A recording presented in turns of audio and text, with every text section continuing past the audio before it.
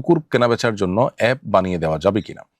শখের বশে কুকুর পালন করা জায়েজ নয়, তবে পাহারাদারির কাজের জন্য সেফটি সিকিউরিটির জন্য কুকুর লালন পালন করা শরীয়ত দৃষ্টিকোণ থেকে জায়েজ আছে।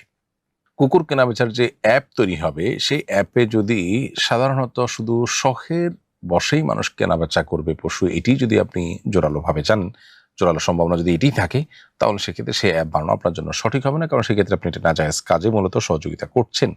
আর যদি সেখানে সব ধরনের কেনাবেচাই হবে এরকম হয়, তাহলে সেক্ষেত্রে এই অ্যাপ বিক্রি করতে অসুবিধা নেই। বিশেষ করে সিকিউরিটি রিজনে যদি কুকুর কেনাবেচা ব্যাপকভাবে হয় এবং কেউ শখে কেউ সিকিউরিটিতে নানাভাবে কেনাবেচা করতে পারেন, এরকম একটা ব্যাপার থাকে, তাহলে সেক্ষেত্রে এই অ্যাপ বানিয়ে দেওয়া নাজায়েজ কোনো কাজ হবে না।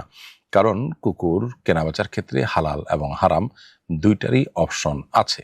যেহেতু দুইটা অপশনই আছে, তাহলে এরকম বিষয় মাল্টিপারপাস ইউজ যেহেতু হয়, অতএব এটিকে জায়েজ এবং নাজায়েজ দুইটাই যেহেতু আছে, বিধায় আপনি অ্যাপ মৌলিক প্ল্যাটফর্ম, সেখানে আপনি নাজায়েজ কাজ করতে মানুষকে উৎসাহ দিচ্ছেন না, উদ্বুদ্ধ করছেন না, সেই হিসেবে এটা জায়েজ আছে। কিন্তু যদি রেশিওটা হারামের সম্ভাবনাই বেশি থাকে, কেনাবেচাটা আপনার সিকিউরিটি রিজনে খুবই কম হয়, মাইনর হয়, তাহলে সেক্ষেত্রে এই অ্যাপ বানানো আপনার জন্য সঠিক সিদ্ধান্ত হবে না। কারণ আল্লাহ বলেছেন, তাআওয়ানু আলাল বিররি ওয়াত তাকওয়া ওয়ালা তাআওয়ানু আলাল ইসমি ওয়াল উদওয়ান। ভালো এবং কল্যাণের কাজে তোমরা একে অন্যকে, তাকওয়ার কাজে একে অন্যকে সহযোগিতা করো, অন্যায় এবং সীমা লঙ্ঘনের কাজে কেউ কারো সহযোগিতা করো না। অতএব আপনার এই অ্যাপ তৈরি করাটা নির্ভর করবে আপনি এর মাধ্যমে কোনো গুনাহের কাজকে সহযোগিতা করছেন কিনা।